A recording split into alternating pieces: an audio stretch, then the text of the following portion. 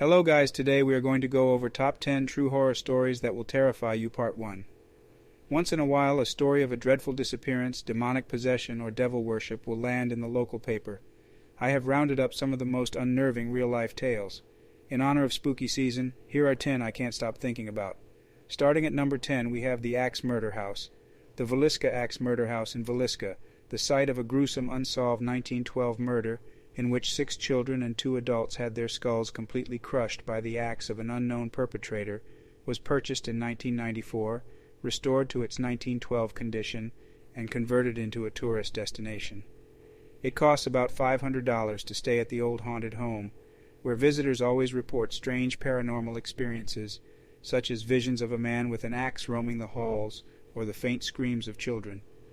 A lengthy investigation yielded several suspects, one of whom was tried twice. The first trial ended in a hung jury, and the second ended in an acquittal. The crime remains unsolved. The fact that the killer was never found makes this case even more terrifying. Number 9, on the number 9 spot we have the phone stalker. In 2007, ABC News documented a series of cell phone calls to families with terrifyingly specific death threats. The unidentified callers knew exactly what families were doing and what they were wearing. The families say the calls come in at all hours of the night, threatening to kill their children, their pets, and grandparents. Voicemails arrive, playing recordings of their private conversations, including one with a local police detective. This went on with the Kuykendall family for months, who reported a caller with a scratchy voice threatening to slit their throats. I don't know about you guys, but I would move far, far away. And on to number 8, Utah murder-suicide.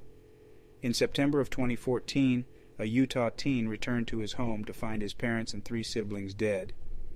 In a notebook, a to-do list had been scribbled on the pages. The list looked as if the parents were readying to go on vacation. Items such as feed the pets and find someone to watch after the house were written. It appeared to be murder-suicide, but there was no suicide note, no prior indication that they would do this, no explanation. Police could not figure out why 2 parents would kill themselves and 3 of their 4 children. For a year, no one knew exactly what happened to the family, or what would drive the parents to do something so unthinkable. Police released more chilling details in the case. The parents were driven by a belief that the apocalypse was coming and an obsession with a convicted killer. Police said Christy Strack became friends with Dan Lafferty, who was convicted in the 1984 fatal stabbing of his sister-in-law and her 1-year-old daughter, and she and her husband even visited him in prison.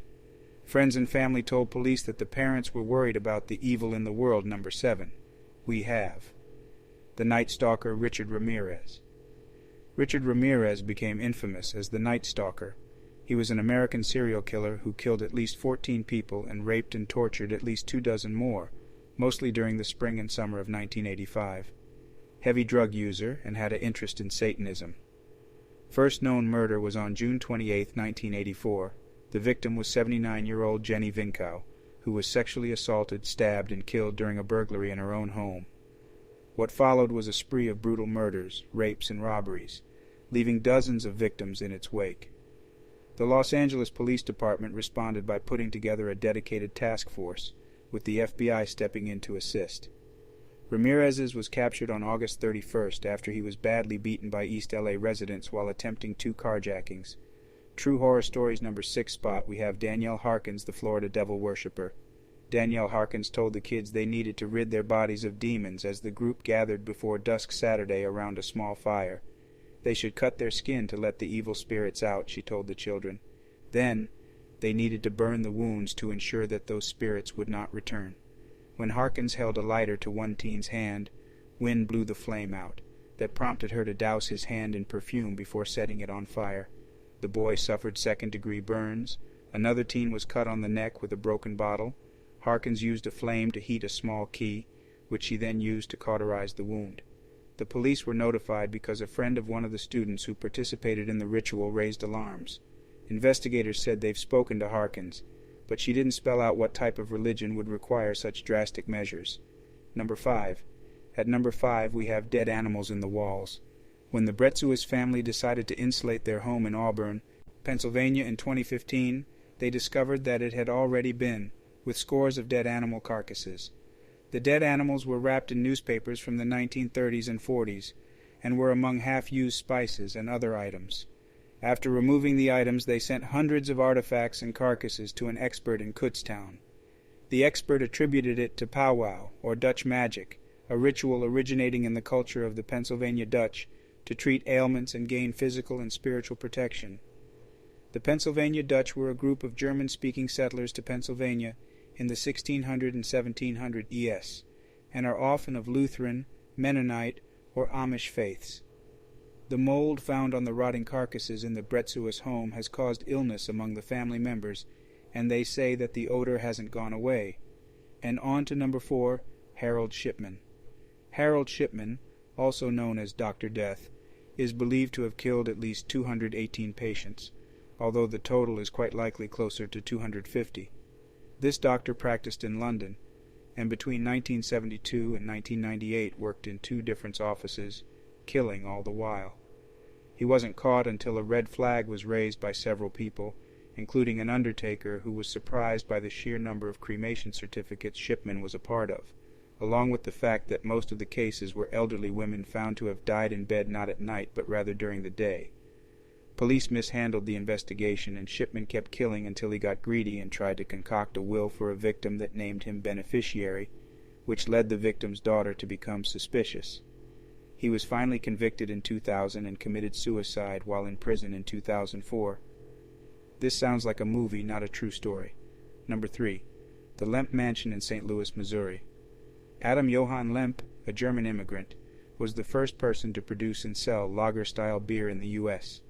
He stored the barrels in an underground cave system beneath the city to keep them cool pre-modern refrigeration. It was successful, but his son, William Lemp, brought it to the next level. In the 1860s, William built the foreboding home in the historic Benton Park neighborhood right over the cave system.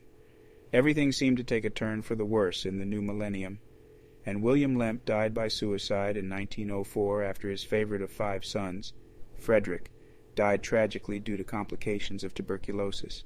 A few years later, his wife also died of cancer in the house. In 1920, the youngest daughter, Elsa Lemp, mysteriously died in her home. Then, in 1922, after running the company for years, William Lemp Jr. shot himself in the same room William Sr. died in. One of William Jr.'s brothers, Charles Lemp, lived in the home from the 1930s until 1949, when he shot his own dog in the basement of the home before dying by suicide in his room. That same year, the youngest surviving Lemp child, Edwin, sold the house and transformed it into a boarding house, where reports of hauntings began. According to Destination America, witnesses have experienced burning sensations, slamming doors, disembodied moaning and crying, amongst other things. Yeah, I am going to stay far away from that place. And number 2, the Texarkana Phantom. Late at night on February 22, 1946, 25-year-old Jimmy Hollis and his girlfriend Mary Jean Larry were parked on Lover's Lane, a secluded road in Texarkana, Texas. Suddenly, a man wearing a pillowcase mask with eye holes cut into it shined a flashlight into their eyes, instructed them to get out, and hit Hollis with a gun, causing multiple skull fractures. He then sexually assaulted Larry. This was the first of 4 attacks over the course of 10 weeks that injured 3 and killed 5 people. In each attack, the victims were a couple and were killed by being shot. It was the work of a serial killer. Local, state, and federal agencies performed thorough investigations. Although an arrest was made, the suspect never went to trial for lack of evidence. The killer was never caught. And number 1, BTK. Between 1974 and 1991, 10 people were murdered in the Wichita Park City area of Kansas. The police and media outlets received letters describing the method of the murders in detail and also containing taunts, strange poetry, and suggestions as to what his serial killer name should be. In the end, he was finally known as BTK. Bind, Torture, Kill. The killing stopped in 1991 and remained unsolved. People were understandably nervous and frightened during this time and wanted to beef up their security systems and safety measures. In 2004, the letters began again. This time, detectives were able to trace the source to a man named Dennis Rader, a trained electrician, church board member, and serial killer. This is unnerving enough as it is, but this final fact makes it so much worse. His job during the time of his crimes? He worked as a security system installer for people afraid of BTK, Hope you enjoyed the top 10 videos. See you guys next.